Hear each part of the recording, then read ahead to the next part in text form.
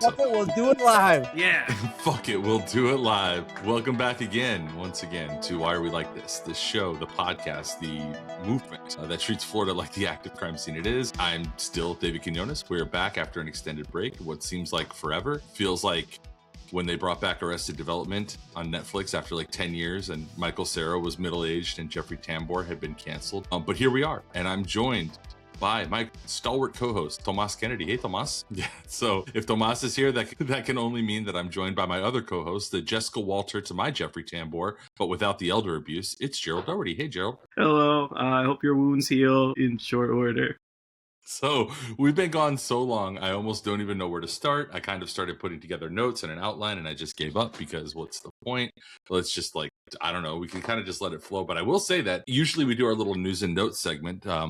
Keen-eared listeners will remember that we do news and notes up front, but we just have so much. It's a different world now. Like a year, or what was it, 6 months ago, the last time we recorded, Florida was not on track to get redistricted into one of the deepest red congressional maps ever, which it is now on track to be. Our governor, Ron DeSantis, was just a governor, not a junior Supreme Court justice in training, which apparently is what his quid pro quo will be for delivering that deep red Florida to an even deeper red status. All types of fun stuff has happened. So I don't know, guys, is there anything you guys wanted to just kind of throw out there as what's your biggest difference in the world, particularly through our lens of Florida over the last 6 months or so? I mean, it feels like we're in completely different territory, though. I'd say the war is a pretty big one. The war is big. Yeah, we're at war apparently. A big war. That's what they said. Yeah, I'm hoarding Dubai chocolate now before things get really bad. The Dubai chocolate. Tomas showed me what Dubai chocolate is the other day. Dubai chocolate. That shit's coming to an end, fuckers. Tomas showed me what Dubai chocolate was the other day. That looks reprehensible. Yeah, more like do not buy chocolate. That's what I call it. Actually, I've never. So I don't know if you guys know this, but I'm not like a huge chocolate fan. I'm a bit of a picky eater. Yeah, I do know that. I've never tried it, and I don't know. It doesn't. Yeah, I don't find it appetizing at all. It looks like I started seeing it in the front counters, by the registers of health food stores, which to me, that already was I'm very confused. And then I found out the only reason that it's there is because it's a TikTok. It's not healthy. It's not good for you. It has pistachio, but it's not good for you. Once you see Dubai chocolate being sold on sale at the CVS counter, you know that it has gone through the process of enshittification. I'm talking. It's no longer a luxury item. I'm talking GNCs. I'm here to get my protein powder and my breakfast bars. And what's this? It's chocolate from the Middle East. And why is it here by the red? That type of stuff. But apparently, it was just a TikTok trend from a year and a half ago, I want to say. I realized that when Tomas showed it to me last week, I had no idea what it was, but I realized that I've seen it before, and I kind of always assumed that it was like a gimmick product at one of the new weed dispensaries. I thought that it was I thought it was THC chocolate or something, because there has to be wheat Dubai chocolate, right? I don't think so. Don't you get your hand cut off for that? Well, now you get it blown off, I guess. I'm sorry. I shouldn't have said that. I'm sorry. No, that was good. There's just so much stuff. I'm looking over. I have a little folder on my phone of things that I kind of put to the side and say I should talk about this on WAWLT. We should talk about this on WAWLT. And with the benefit of a little bit of time and distance and loss of context, and I can't even remember where my brain was when I was sitting on the toilet bookmarking it. It's all so random. I have bookmarked here these are all things that have happened since the last time we spoke. The thing with Jeffrey Epstein where they had the fake images of his cell and people thought that they were real. Then they were oh look, they found footage of him getting killed, and it turned out that it was just AI images. The Department of Homeland Security official Twitter account tweeting out "remigrate," which is oh yeah, that's from the American Nazi Party. It's bad. I mean, they've been posting Nazi stuff for the last year and a half. Yeah, and it even goes back because people thought that you were overreacting in like 2019 or 2018, whatever it was, when it was like when all of their tweets were like, I'm getting this wrong, but you can look back and find the exact details. More or less, it was like all of their tweets were like 14 words and 88 characters long or something. You remember that? And it was like very. Yeah, we apprehended 1,488 people at the border, shit like that. Yeah. So I mean, that shit had been going on for a little while, but like it's gotten really apparent. And Tomas and I have talked about this before, but like apparently this year is the first year where there's like almost virtually zero. It had been on the decline for a long time, but there's almost zero Florida orange production this year, and it's like the first time that it's like dipped into this low of a territory, which Tomas pointed out, I think on an episode back in the day. You pointed out that was a long, slow march of us not being a citrus producer anymore. Yeah, I've been talking about this for years, literally. And there's actually a really, really well-researched and written piece, I think by Alexander Salmon on Mother Jones. Maybe we can add it to the episode notes. We should actually like get him on the podcast because he was such a good article. But basically, yeah, it has to do with a bug that has infested citrus groves that immigrated from Asia.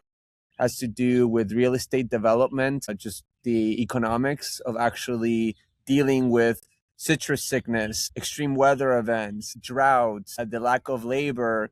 It's just a lot more profitable considering the explosion of real estate prices in Florida to just sell that property and redevelopment for luxury car garages, as I saw yesterday. They were literally turning cow pasture in Central Florida into luxury car condominiums, as they call them. So that is what's replacing produce production in the state of Florida as we increasingly import our food. I mean, you don't have to take my word for it. Go to the supermarket. Check where your tomatoes and oranges are grown. They're all grown in California or Mexico.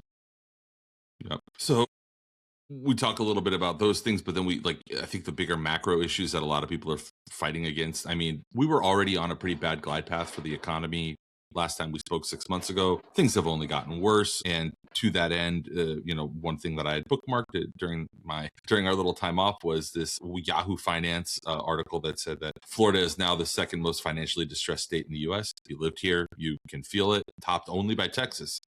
According to research done, that's not like a one of these like WAWLT hub type reports. That's actual reporting done using Google like search. Like I'm about to go broke and my citrus orchard is infested with bugs. What can I do? Type Google searches. I was literally fighting with Robert Gonzalez, that moron commissioner from Miami-Dade that like led the anti-fluoride hysteria last year. Jesus. And he was like tweeting, Miami's climbing to dominance as tech investment. I'm like, bro, are you fucking moron? Like, over 10,000 people have left the county within the last year. People are fleeing. It is the largest population exodus on a county basis nationwide in all of the United States. And these idiots in the county commissioner are still talking about dominance and tech hub and whatever, as like restaurants are closing left and right. There's no new office leases. People are moving out. The fucking renters are economically distressed. One of the highest rental prices in the country. I mean, these people are living in like the Lululand, and it's just shocking to see. I mean, I guess we should continue this on when we talk about Emerge Americas, because I think let's transition to that, because the way that you just actually you provided a perfect segue, Tomas, because it picks at something that's been in my brain for a little while, which is this like idea that like nothing and everything is true these days, where like if you go to visit Florida, for example, or if you just follow, I don't know, like any of the governor or like any of the state's official accounts. Visit Florida is. The Visit Florida is like, if you, again, longtime listeners know because we've talked about it before, but if you don't, Visit Florida is basically a marketing arm of the, that is kind of privately funded and privately, it's a booster club for like Disney, for, the resorts, for all of the, tourist interests here. It's a tourism slush fund. Yeah, it's a tourism slush fund that gets passed through this veneer of like public sector participation because the government, Florida government, wants to be a part of it. But it gets treated like this, like also along with that, it gets treated as like a real source of data and information, which is a huge mistake because if you were not walking out of your house every day and walking around in Orlando or in Miami or Tampa or any of our other hubs of tourism, where like Tomas said, you see your favorite restaurant being shuttered. You see some of your favorite businesses being shuttered. You see, friends of yours that work at hotels and resorts, getting laid off or getting furloughed. You would think, based on everything that Visit Florida has to say, and also its little sort of like sister, like county level or city level, like GMCBB, these kind of organizations and stuff like that. You would think things are going fucking great because every quarter it's record tourism, record revenues, record funding. And I just don't know how, because I'm a normal person and I don't have the time to dig down into the data that they're reporting. I don't know how they square that circle with every, like, I'll just use this as a microcosm, but there's a great TikTok account called F&B Miami, with this guy who like just talks about, we saw him, I don't know the guy's actual name, Tomas, but he speaks all the time at the city commission, usually about, those kind of issues. And he gets on and he talks about like, oh yeah, Bar Nancy's going out of business because of XYZ reason. Here's why. Every day it's some new bar or new dining establishment, some new, restaurant that's like going out of business and everybody's trying to find work. How does that work? How is it record revenues and everybody's losing their job and going out of business? And literally leaving to find, to pick up. So let's talk about what you alluded to, which is one of the biggest cheerleading events here in Miami. Play a conference that, to be frank, I've gone to many times in my capacity as like a communications person and a person of communications and a journalist in the past, and that is Emerge Americas, which is basically like I don't know, Tomas, how would you describe it? It's kind of like a wannabe, like it's full disclosure. I snuck in. I did not pay for this. I would describe it as like Francis Suarez's, like, distilled into conference format.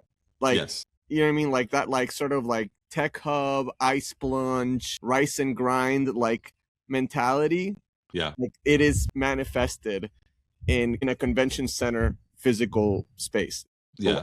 Organization. So Tomas and I attended this event last week, and it had like the garden variety, tech psycho type stuff happening at it, and like like some of the funnier booths. Tomas was talking about the Moonrock booth that literally selling Moonrock. Moonrock. Let me explain. It basically is this lightweight concrete that they say can be used to build buildings, and it's going to revolutionize construction. But let me tell you guys, I picked it up and it felt very, very flimsy, and it felt like I could literally just break it. And it was also extremely porous. And I was like, what happens with like water and mold and like shit inside of this like thing? And they were like, well, we coat it with cement. And I'm like, this is just complicated. Like, why? This is not going to catch on. But this is like, okay, we saw, I'm sorry, David, I just got to rant a little bit. We saw. Do it. Like, clear out the paint, Gerald. Like a plane, like one of these like airplane taxi things. You remember that thing that we saw? Mm-hmm. That was like literally, Gerald, I am not joking here. It was held together by duct tape, and it had like propellers in the back at the front. I don't remember what it was called, but it was just like this like plane taxi thing, literally held together by duct tape. This wasn't something left over from Art Basel? I don't know. It felt like it. And it literally said, no commercial pilot license needed. And you do not need a plane license to operate this plane thing in the air, potentially. I don't even know if that's true or not. But a lot of these things just felt like some bullshit that like some VC investor parks their money, ups the evaluation through like a very short-term period of hype, and then cashes out when all of the other morons come in to like invest in it. Like that's what this conference is mostly about. Generating hype, so like people that come in early can park their money, remove it, and then other people get left holding the bag. Am I wrong, David? Like that's what it feels to me, bro. That's what it is, and honestly, that's kind of what it's always been. Held together by duct tape. I'm not joking. It had several long lengths of duct tape running down the core, central nodes of connection in the middle of the aircraft. Yeah, The and then there was aircraft. just like literal drone technology being displayed that literally looked like an Iranian Shahed drone being sold at like significantly higher price point. And I'm like, bro, we're literally getting fucking like scoped like all over the Gulf and the Strait of Hormuz out of these with these fucking drones that cost $7,000 for them to make. Why are there like $500,000 here? This conference was surprisingly, when you listen to the programming and you hear what the speakers have to say, the conference itself was surprisingly arm's distance of politics, like overt conversations about politics, which wasn't always the case in the past. This is a generically sort of Miami business conservative type of crowd, like a LinkedIn crowd, right? A very like business career focused type of crowd. Networking. I'm sure a lot of people had great experiences there and they had a wonderful time. And I've gone there a million times. What really stuck out is something that Tomas is talking about. I did not have a good time. I had a good time hanging out with you. I had a good time getting beers. And the Abbey was cool, and I like that guy that we met at the touristy place. They had the taco truck. The That guy was cool. That guy was nice. That guy was cool. That put me in a better mood, but I was in a bad mood inside of the convention center. And Tomas missed some of the content that would have put him into an even worse mood. Which, okay, let me preface it by saying this. Like I said, I gone to the show. We got to talk about the AI kavas after. We got to talk about AI kava. That put me in a bad mood. Anyways, keep going. That'll put you in a bad mood. So I attended the opening remarks in several of the sessions. One of the things that historic with this conference has been going since 2013 or 2014, and I've gone to, I would say, maybe half of them. Like any other good conference, what they try to do is they chase the trends, right? If you went to the one in 2023, it was like a bunch of NFT stuff. If you went to the one in like 2018, it was a lot of blockchain. If you went in like 2015, everything was podcasting, right? They chase the trends, right? And what's really troubling is, and they do it, the podcasting one. We should have been there. We should have been podcasting live. Yeah. Honestly, it would get like freaking bananas and tomatoes thrown at us. But what is very concerning is that this year, because what they'll do is they'll take those topics that I just said and they'll turn it into like a what do you call that? Like a track or a vertical. Okay. It's like, oh, you can attend the AI track, right? Sure. Which is this organized year one of by them. Theme and... Yeah, exactly. Yeah. This year, one of them was war, just war, and that's really concerning. Yeah. It's a thing that's happening.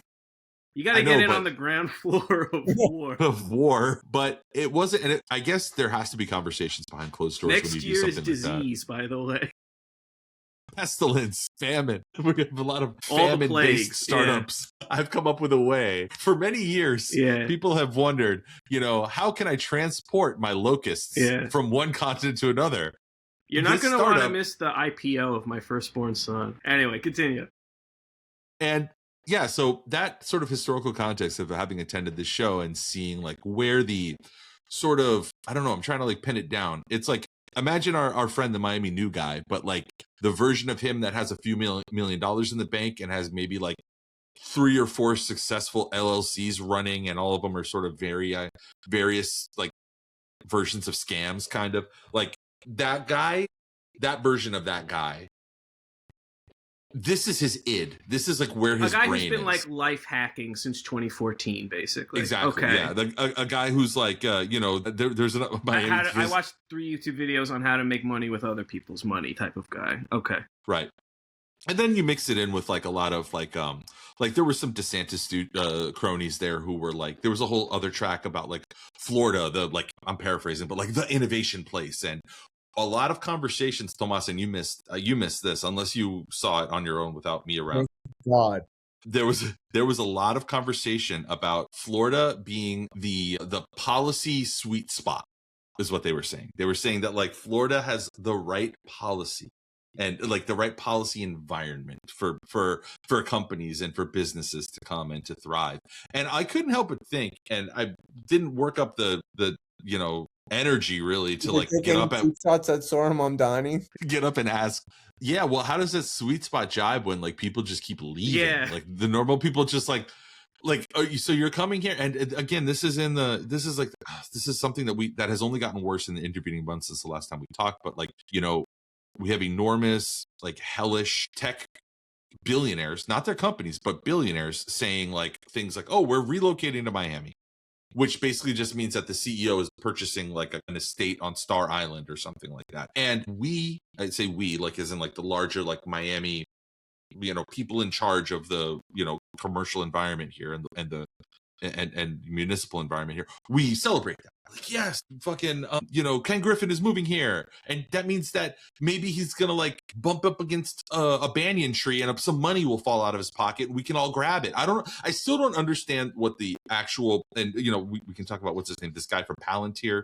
Same thing. He's basically just gonna buy a mansion out here, and We're just trying to evade tax payments. It's all just tax evasion. It's all just tax evasion, but we celebrate it. I know. We're like super happy about it. At least the Irish know to be upset when they find out how much money was parked there in the tens just as like a tax avoidance scheme for the EU, and none of it trickled down to them. At least they knew. We actually have to come up with a new way to account for economic growth, because if you knew how much money was parked here, there'd be a riot in the street, because people would know it doesn't actually matter how much money these people park here. None of it makes its way down to you.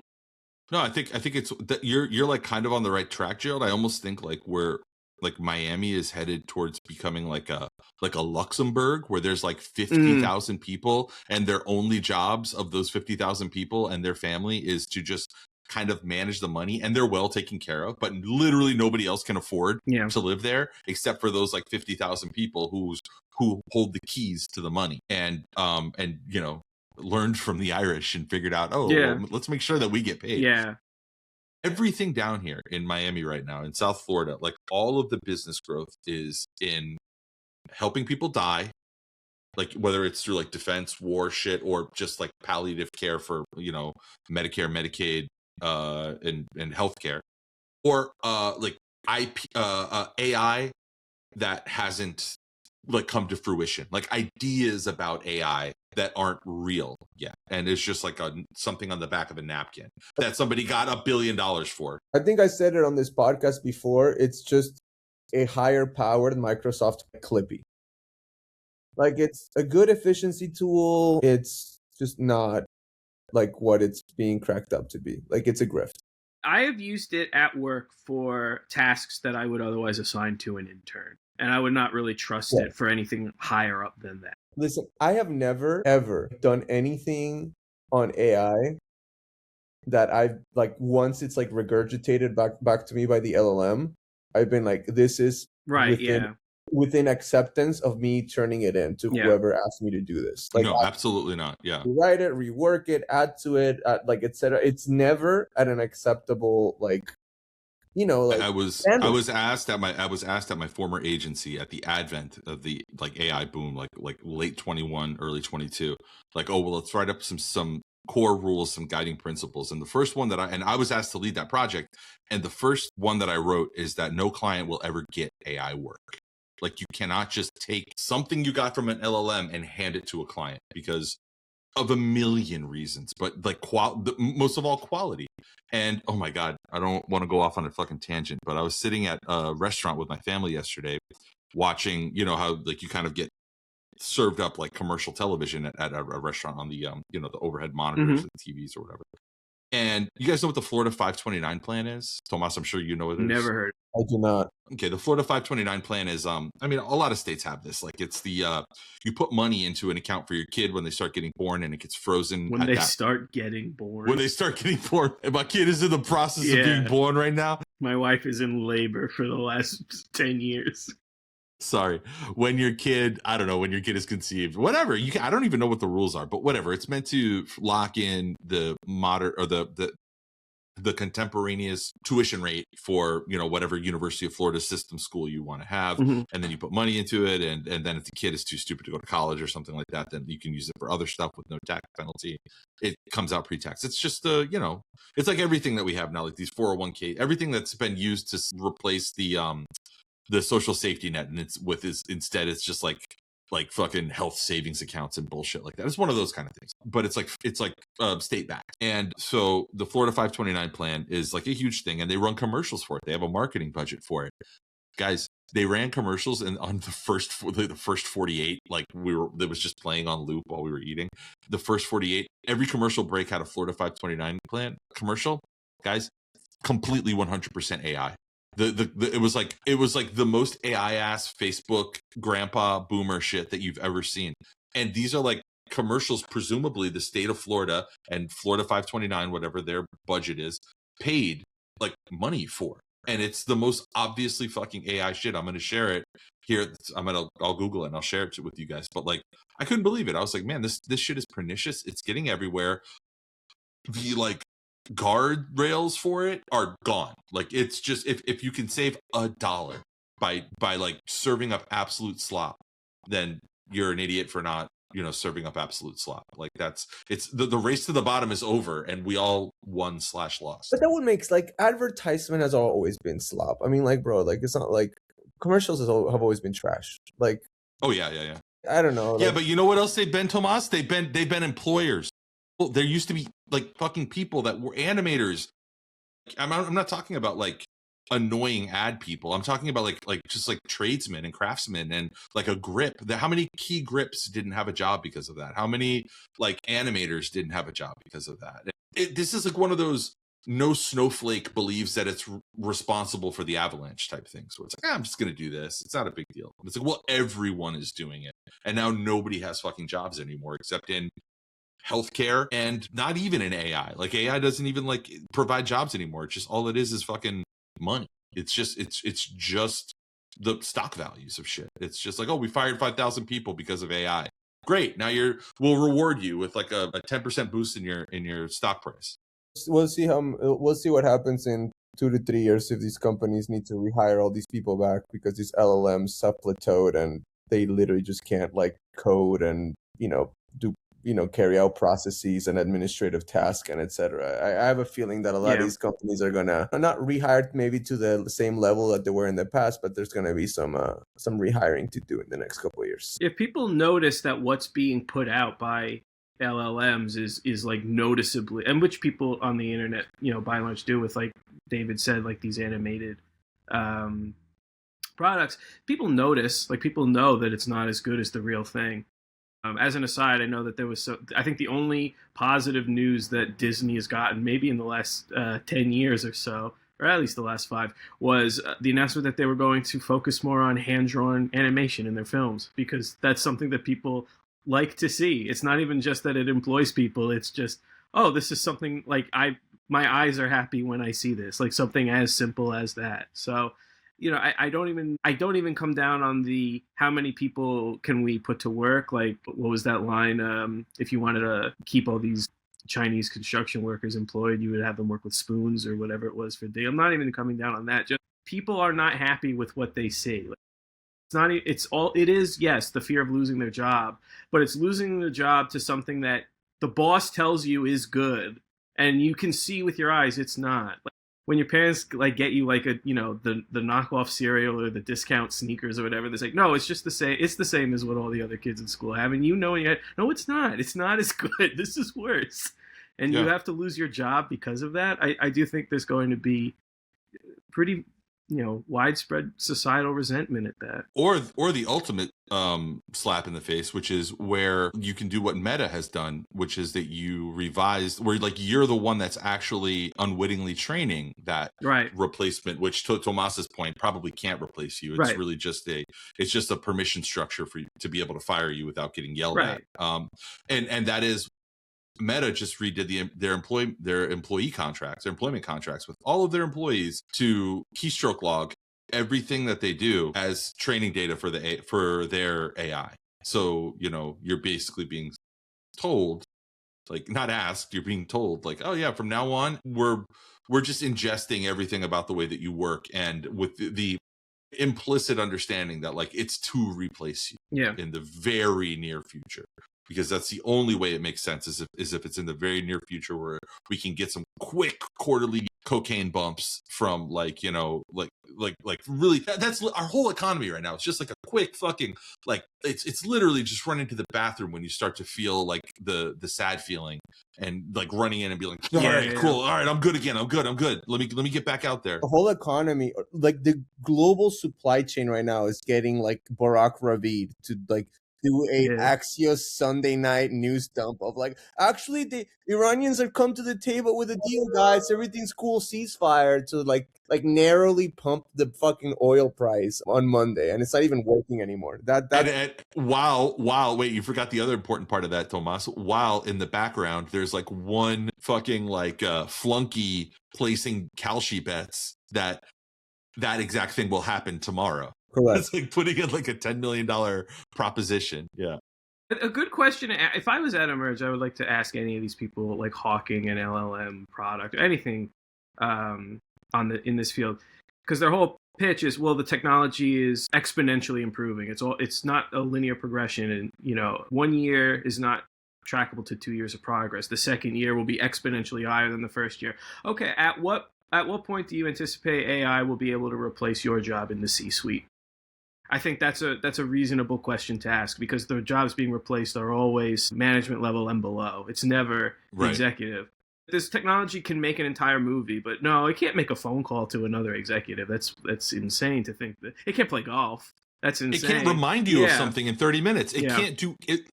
The actual limitations of what AI can do outside of its like whatever its core uses of the people who are like, again, using it as a permission structure to get rid of those jobs you're talking about, Gerald. It's like coordinator level, or like, you know, assistant manager level shit, or like get rid of fast food workers and replace it with, I don't know. Have you guys been in an all AI fast food place? Oh, yeah.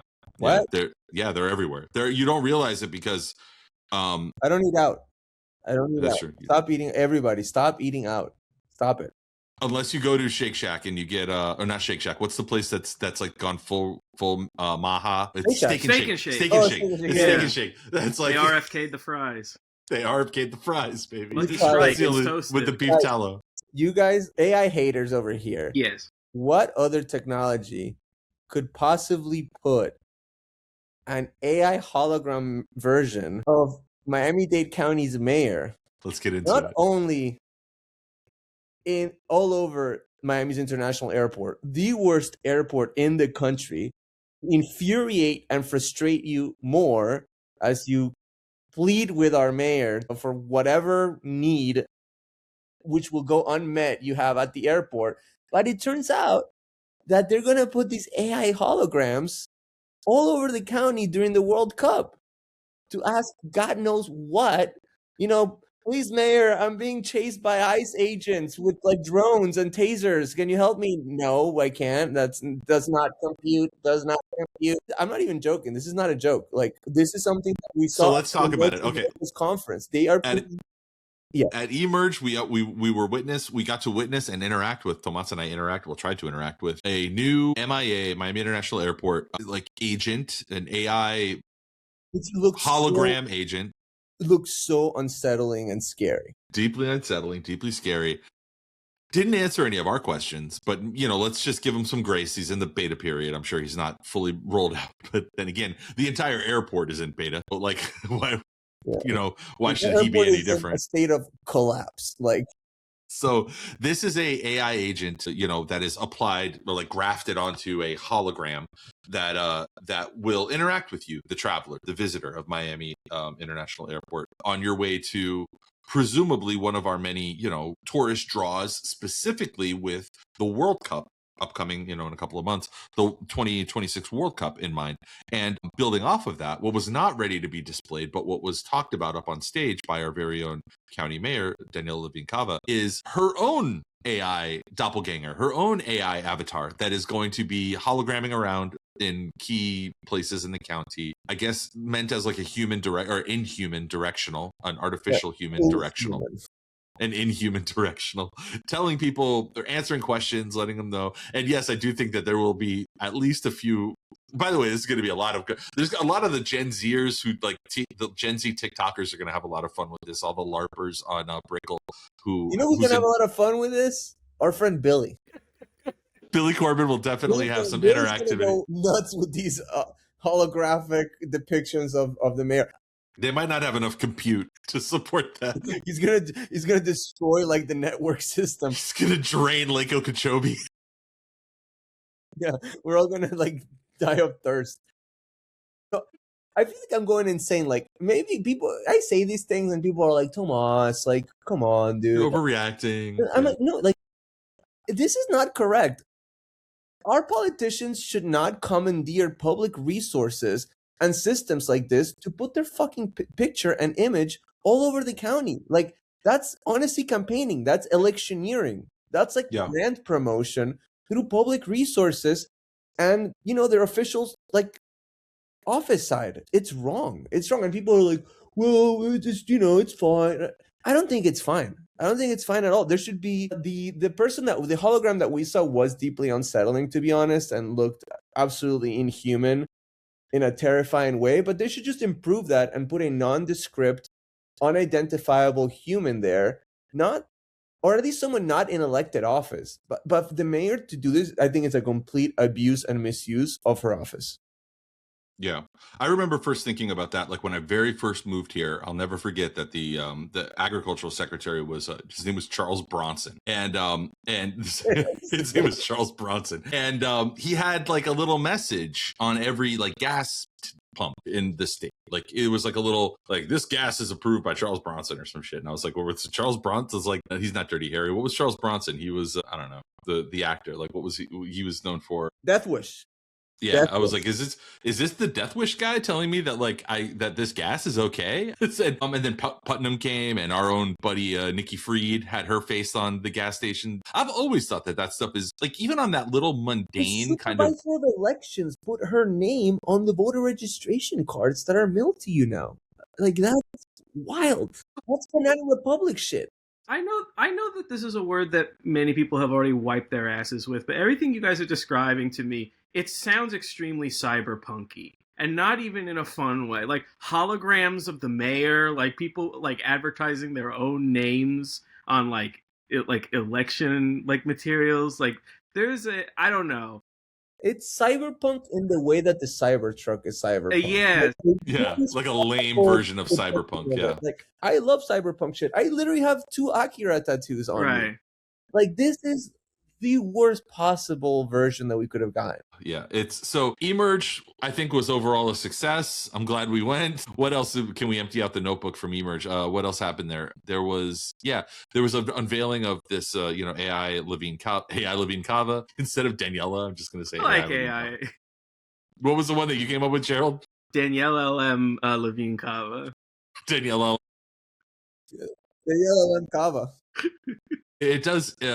I don't know. I wanted to work into this episode somehow mentioning that, like, while, in these intervening months since we've been off the air, you might have thought that the front lines of the immigration war, the war to, extrajudicially detain people and remove them from the country, regardless of their status as criminals or their status as, legal residents. You might think that those front lines were in places like Los Angeles or Minnesota, but the fact is that we have learned that, not surprisingly, Miami is the highest concentration of removals from which is maybe shocking to some people, but not that shocking, I suppose, right, Tomas? And yeah, so like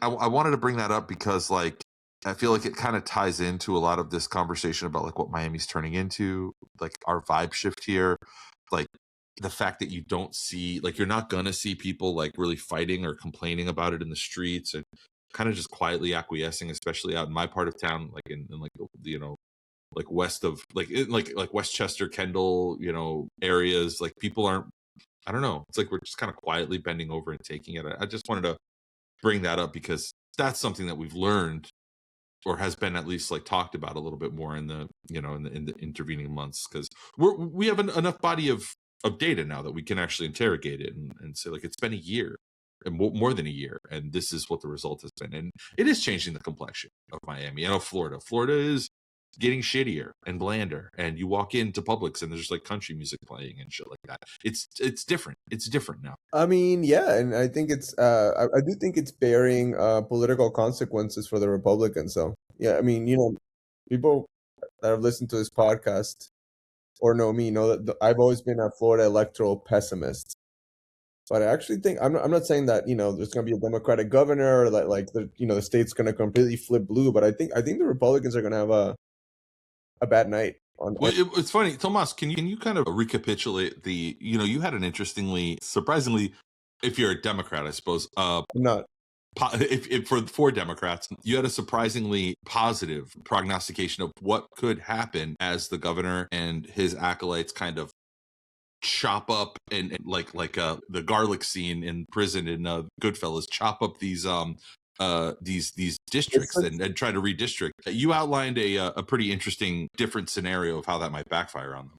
I mean, yeah, it's not something that I came up with. It's just what happens when you get too greedy with gerrymandering. And the maps that the governor released today via Fox News, before even sending it to the legislature, supposedly, are really, really aggressive, right? I mean, they would restrict the districts by Democrats in Florida by, it would limit them to 6-4 Democratic districts, give or take. But what happens is, you have a district that's 70-30 Republican, right? And then, next to it, you have a district that's maybe, I don't know, 45-55, swinging to the Democrats. So you have a little bit of room to play in the Republican district. Maybe you take those numbers down to, instead of 70-30, 60-40 Republican Democrat advantage, adding it to the adjacent. So that you can apportion them somewhere else. Right. Yeah. And you make the other district more Republican that way. The problem is that when you have like a swing year, like we have coming this November, almost every special election held since Trump took office a second time has been won by the Democrats. Every single district has wildly overperformed the Kamala Harris, election. Here in Florida, you had a state Senate seat in Hillsborough County won by a guy that had $62,000 in the bank against an opponent that overall, between her own fundraising and her political committees, had $4 million. And the Mar-a-Lago state representative seat also went to the Democrats. City of Miami went to, a Democrat for the first time in years. I mean, that shows you that people are pissed, right? And things are getting worse. Things are getting crazier. Inflation's going up, right?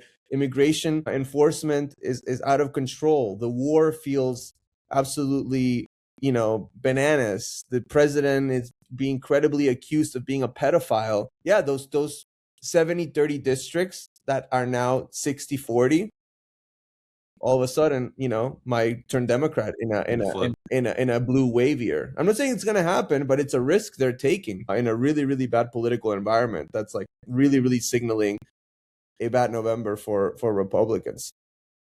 Yeah, I mean, I thought that too when the first conversations like a year ago were happening about redistricting. In my head, I was like, it's weird because the pundits that work in the realm of, elections and, districting and voter registration and stuff like that, the people that work in that area kind of seem like it seems like they wipe their brains clean every 2 or 4 years and are just like, no, this is it. This is the status quo. Nothing changes. But like, at the same time, you'll be reading all these articles coming out of 2024 about like, how things in South Florida, how the landscape down here changed electorally, how the landscape in like, Rio, the Rio Pedros Valley, the Rio Grande Valley in Texas changed. Landscapes are changing all the time. Like the Raleigh-Durham area of North Carolina used to be pretty conservative, and then it's become like liberal. And there's a lot of that stuff. How do you? It's not just me saying, like, it's not Democrats. I'm an independent, but it's not just Democrats making this dummy man their argument. Like, there was a high-profile Republican Florida consultant that put out a memo about 2 weeks ago saying, don't do the dummy man there in Florida. Like, it's gonna backfire. And the congressional delegation, the Republican members of Congress in Florida, do not remember this is done by the state legislature on redistricting rules in Florida, but the federal representatives that would be affected, they don't want this to happen. They're scared. So yeah, I mean, we'll see what happens. Shifting gears a little bit, I wanted to talk for a moment at least about my favorite type of bonds.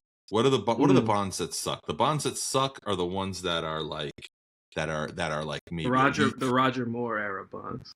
Roger that Barry era bonds? bonds, Israeli late Barry career bonds. After he lost the Magic, Mhm. and his OPS was under 1,000. My favorite kind of bonds though are forever bonds because those last forever. But Tomas doesn't agree. He was at the city hall last week talking shit about the forever bonds, Tomas, and it was successful. Thankfully. Tell us how it went down the last time you were over there in Dinner Key. Which, by the way, not much longer. Pretty soon. Oh, I don't know if I told you guys. I went to the MLS game Saturday night. I got to visit the future home of Miami City Hall, which is just whatever. I'll reserve judgment. That's a different story. What a fucking disaster. Billy, but they're trying to move City Hall from the Pan Am building to the new Miami Freedom Park, all the way in the western edge of the city. It's outrageous, but we'll talk about it on another episode. So I'm a big proponent of the Flagami area. I think it's a cool, underrated part of the city of Miami. But as a city hall, that whole project is a disaster, and we haven't really talked about it that much. But yeah, whatever. Anyway, back to the. I'm gonna like blow up. Hijack. Yeah, I'm gonna literally I'm in a bad mood already. But, okay. So about 9. Okay, we're talking about the bond. Yeah. So about 9 years ago, we passed something called the Miami Forever Bond, which established, like, I forget how much was the Miami Forever Bond, like hundreds of millions of dollars for quote unquote resiliency projects and climate change mitigation in the city of Miami. I voted against it. I want to make that clear. All my environmentalist friends literally wanted to crucify me. I was like, bro, I am not giving city of Miami politicians a fucking cent. Because they have not been proven good stewards of our money. And this was like 9 years ago. Some details. It was in 2017 $400 million, and it was supposed to be 192 million for sea level rise, flood prevention. To Tomas's point, another 100 million for affordable housing, 78 million for parks and cultural facilities. I can imagine how that gets misused and beaten up. Roadway improvements. Yeah, okay. It's a slush fund. It's a slush fund. Time has proven me right. Can you think about this? I said this 9 years ago. Think about the corruption, mismanagement, grift, criminality that we have talked about in this podcast since. Mm-hmm. Anyways, a lot of that money honestly went towards development and the gentrification of neighborhoods across Miami. Little Havana, Flagler, Little Haiti, etc. Very, very actual little resiliency took place. People can argue against that. I don't think it has, honestly. I think the misuse of the Miami Forever Bond veers into the criminal. Point is, whatever. There's still $182 million supposedly left in that money, just in that pot of money, just sitting there. Over 9 years, losing value due to inflation, right? Now, the new mayor, City of Miami Mayor Eileen Higgins, off to the races, says, I want another $450 million bond, $500 million for public safety infrastructure spending, meaning fixing police stations, firefighter stations, etc., which admittedly are in bad shape. But on top of that, they want to sell their current police station building in downtown Miami, which, by the way, has a parking lot that's been condemned. Literally, like, City of Miami police has to park all over the street because the building is to park. But they want to sell that police station building instead of fixing it to who? The developers that fund the mayor's campaign and all her allies in the commission. And they say that with that money, they're going to buy tasers and equipment that, they can't use bond money on that. Like, no, like, fix the current building with the money that you have. David, Gerald, they have $182 million left on the old bond that we gave them that they have misspent. And now the mayor, 3-4 months into her new tenure, is going to the voters and saying, I want you guys to give me another $500 million for God knows what. It is fucking bananas. Asking for an even bigger bond after the first one. And by the way, the backdrop to all of that is the very, very aggressive push by the governor to eliminate property taxes in a number of different plans, some more or less aggressive than others, to enact that.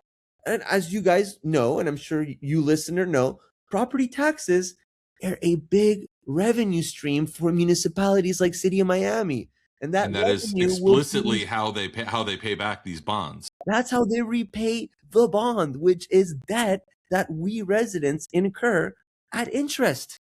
So like maybe until that is clarified and we know whether property taxes, are going to be abolished or reformed or whatever, maybe we should not take out $500 million worth of debt also in a period of high inflation, supply chain disruption, and economic uncertainty when we already have $182 million of another bond that's been sitting there losing value over 9 years. So anyways, we went and made this point to the commission with Billy and some other residents, and they deferred it until the next meeting, which is a victory. But this is going to come up. It's going to eventually get approved because this is it's too much of a succulent slush fund for these politicians to not have, right? But they do have to bring it in front of the voters for us to ultimately approve. And we'll cross that bridge when it's crossed, but Miami residents should absolutely not vote for another bond for these politicians. Like they have time and again proven themselves horrible, I would say in some cases criminal stewards of our money. And to give them another $500 million is preposterous. And for such a relatively all the things that from the 2017 bond that I ran through were really big, wide scope projects or bullet points. It was aspirational. Yeah, but it sounds great on paper. It sounds great. Yeah, all those things are really big, but it shows you kind of the way that number one, inflation is, Bidenomics, Trumponomics, or whatever has beaten the shit out of everything, but also that people are making these last desperate, big, open-handed grabs for big patches of cash that they can find. Where now it's 450 million instead of 400 million for 3 or 4 really big, wide things. It's $450 million to for really specific small scope things that just a few years ago shouldn't cost anywhere near that much. Yeah. Leaky roofs and the roof is fucked up. 400 million. I would really love, which I know that hoping for this kind of transparency in Florida and in Miami is ridiculous and a fool's errand, but I'd love somebody with more time and more hours. Imagine if we had actually functioning journalism operations here in South Florida. But I would love for somebody to really go item by item on what it is that 450 where's the $10 million roof that needs to get affixed and shit like that. I'd love it, it's and I'd also love to see the house of the contractor that wins the RFP for that one. $450 million is a lot of fucking money, dude. And I know I'm conflating funding sources and jurisdictions here, but we're about to spend $1 billion on that awful, disgusting looking spider bridge in downtown Miami. No utility what. That's going to be close to $1 billion, if not more. And it's been delayed a number of years. What are we doing here? Yeah, we are really people keep reelecting these people though. Honestly, it's on us, the voters, for reelecting these people. As Billy says, we keep name dropping him. In Miami and City of Miami, we don't recycle our trash. We're reelected. We reelect. I will say that just broadly, and this is in Florida too. I've noticed this in Orlando. The edges of things are getting more rough hewn. I talked about going to that stadium that we addressed a moment ago, and maybe that deserves its own episode. But I will say that I read a lot of articles and saw a lot of posts and activity about wow, finished on time and in budget and all this. Wow, we did it. We got it, guys, just in time for the World Cup, because that's a Messi plays there for this rinky dink MLS team. But the real thing was that they wanted it done in time for the World Cup. And it's they're not playing there. You know that, right? I had no idea, but I know that they wanted to get it done with the World Cup date for events and PR or whatever. They're not playing. They're playing at the Hard Rock. Right. So I parked there Saturday night, and it is basically the stadium is nice. The stadium itself is very nice. The whole surrounding area is like a war zone. It's just ripped up, demolished, concrete everywhere. It looks so bad. By the way, it kind of worried me because it's a long walk from the parking garage to the actual stadium, which isn't so bad. We're Americans. We can use a few steps in our day. That's fine. But what I was more concerned about is like up until around like 2024, all the articles that I would read about everything, every time anybody was talking about this project, one of the big things they were talking about was the enormous amounts of toxic like waste underneath the ground and how there would need all this remediation. And then mysteriously around 2024, nobody talked about that anymore. Honestly, I don't know what happened with that. I don't know what happened with that, but everybody just kind of agreed to say, oh, well, that's fine. Maybe we missed it. I don't know. I don't know either. But yeah, I was thinking about that the other day. No, because I remember I used to, one of my first gigs, I've talked about it before here, was as a prep sports writer, high school sports writer at the Miami Herald, back when they had writers with like people that covered things. And I would go to what was there before was Mel Reese Golf Club, which it's much derided. It got shit on a lot as like this kind of whatever, like empty, vacuous unnecessary public golf course or whatever, but it did serve a purpose, which was that high school teams would go there and they would play golf. They played golf against each other. So whatever your feelings about golf, I don't have particularly warm feelings, but I had to cover the sport. And I remember talking to like coaches and people that worked there at Mel Reese, and they were like, oh yeah, the golf course is the only thing that we can ever have here because underneath is like burning toxic sludge. I was like, oh, really? And they're like, yeah, so the only thing that we can put here is our golf courses. And then, yeah, sure enough, 15 years later, when they started ripping it up, a lot of conversation was like saying that Beckham and his group would handle the remediation. They would take care of it. They would fix all of that. Maybe they did. I don't know. I got it right here. I just remembered. From December 14, 2023, the Miami-Dade County Commission is urging state lawmakers to approve $5 million of taxpayer funding for a project to clean up arsenic-contaminated soil and improve drainage at the former Mel Reese Country Club. So yeah, I remember there was taxpayer money, which was not supposed to, directed towards cleanup efforts. As I'm reading it, the remediation is ongoing. Thanks, Ken. Thanks a lot, Ken. But it has not been, it's part of the construction process. Yeah, Ken Russell, everybody. You loved Ken Russell for mayor, the TikTok mayor. But he dances on TikTok. It's so cute. Wakey, what are you doing? How many times can you get conned? Maybe I'm an asshole, I don't know. But how people, wakey. Like, stop falling for these grifters. God. So our final story today, we're going to widen our lens a little bit. And I'm going to ask you guys a question. How would it feel if you had gotten to the top of your profession and you were nominated for an enormous position and it required you playing nice with Tom Tillis? Because that is the situation that Kevin Walsh, the current Trump nominee for fucking, why can't I think of the name? Gerald, what is it? He's nominated. I keep wanting to say Chairman of the Federal Reserve.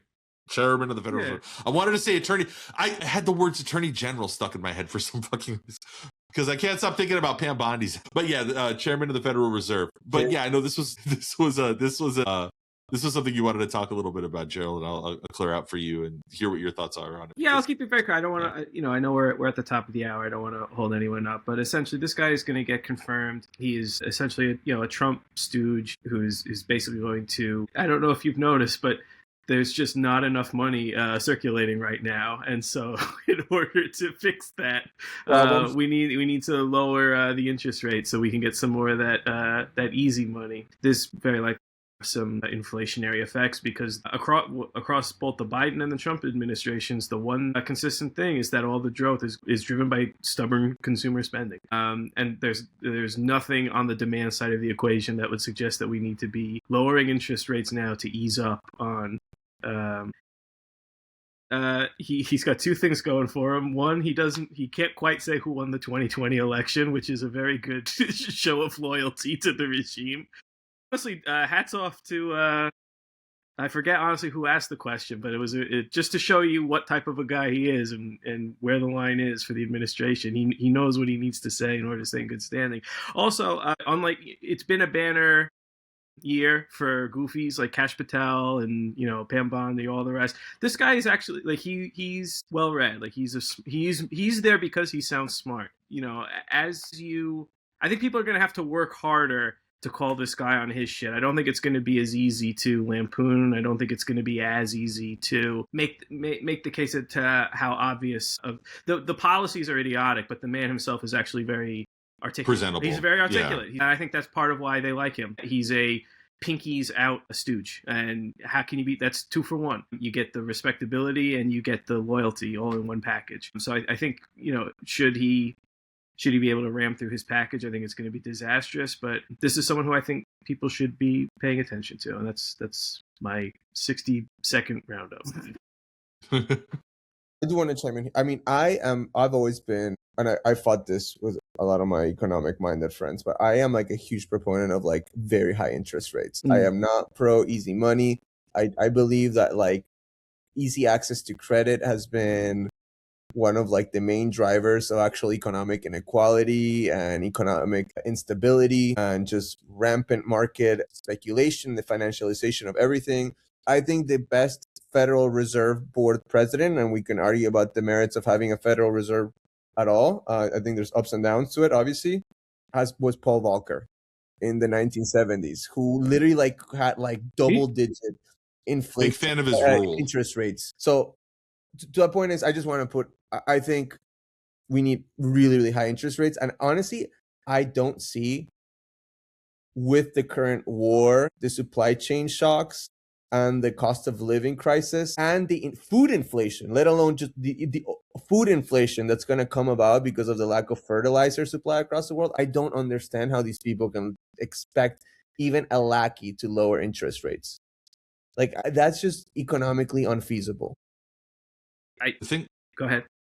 No, I was just going to say the thing is that whenever something is short-sighted and it's like so obviously short-sighted, in the past, like with a Bush or with a Reagan, I would be like, yeah, well, that's too short-sighted, that's too stupid, and I don't think short-sighted enters into the equation. Like I said before, it's literally just quarter to quarter. Like, what can we do to, like, can we just lie about a jobs report? Can we just lie about, can we just move a decimal point? Can we just change the data coming out of the Fred or whatever and like make it look like, so I don't know. That's what's that first time when you're like 21 years old and you get onto a plane and you look at the pilot and you're like, damn, that's just a normal guy. Like, yeah, he's probably a fuck up like me. What if he crashes this plane? Like, that's the way that I feel now with all of these nominees, where I'm like, damn, these guys are just fuck ups that are just trying not to get yelled at. Yeah, they could but no, Tomas is right. I mean, interest rates are like, I hate to do like what my third cocaine analogy in one episode, but like it is like walking into the room and saying that to American,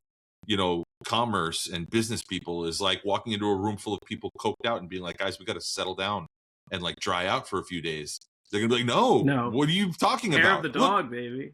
Hair of the dog. Yeah. It's right there. Yeah. I can do more of it. And it's not the kind of discipline that you can expect out of quote unquote, or are we a leftist podcast if I say late stage capitalism? Out of late stage capitalism, where we're at right now. You can't How late is this fucking stage going to be? Yeah, like at some point it ends, right? Dude, seriously. The movie needs to end. Take the patient off of dialysis. Yeah, it's done, man. Before we wrap up, real quick, because I know we're out of time. That's okay. Okay, so I think that the Trump shooting was I don't think it was staged. Yeah, it's a matter of. Okay. No. I think I share. Okay, so dear listener, one of the things that you're not privy to is our well, maybe one day we should sell that as like a tier for Patreon where they get to be in our actual thoughts in our WhatsApp. No, that's not what I was getting at. What I wanted to get at is, did you see that Pepe account that like tweeted the shooter's name? Yeah, like randomly 3 years ago, and had that like background image that like superimposed the Butler like shooting Trump raised fisting. And then, like, the profile picture is, like, a Pepe in a tux, like Trump was that night. That's, like, I don't know. What's you guys' take on that? Because it's weird. Well, okay. This guy was this guy had his own like very mild levels of like notoriety because he had like developed a game and he was involved in a couple of like high profile like internships. The guy who got killed, I forget his name, but the would-be assassin. He's not dead. Yeah, he's in custody. Oh, wait, I thought he got killed. No, he's in custody. Oh, okay. Don't spread misinformation. Yeah, I don't want to spread misinformation, even if it's just because I'm stupid. We're talking conspiracy theories, and you're ruining our credibility. And but I think, I mean, it's not that weird that you hear that? That's the government trying to silence me. That's a supply chain trying to crush me. I just think that the guy was like, I don't know, he was not like a person plucked from complete obscurity. He was a part of like high profile like project teams, and he like had a robust LinkedIn. Like he had done a lot of shit. So I don't know, maybe it was just because of that. Like there's a lot of noise out there that isn't necessarily signal. You know what I mean? I don't know. And it might have just been that the person put that Pepe up. Like we don't know when they put the PFP. Like that could have been at any point, right? The Wayback Machine doesn't capture when so I don't know. Well, you're no fun. I know, I'm sorry, but I was totally ready to believe a million other things. Like I'm ready to believe that I'm ready to believe that there's a coordinated like campaign that is in the can and ready to go whenever there is an attempt or an assassination attempt. That is, and this is what I had shared, dear listener, in our group chat, that it was like 100 different right-wing Twitter influencers all tweeting the same thing about like, this is why President Trump needs his own wing and that was obviously queued up and waiting for the next time there was like an assassination attempt. I don't think that it was staged either, Tomas. I agree with you. I think that it was just it was a perfect backdrop to be like, let's hit send on that. President Trump needs his east wing, his ballroom, for his big balls.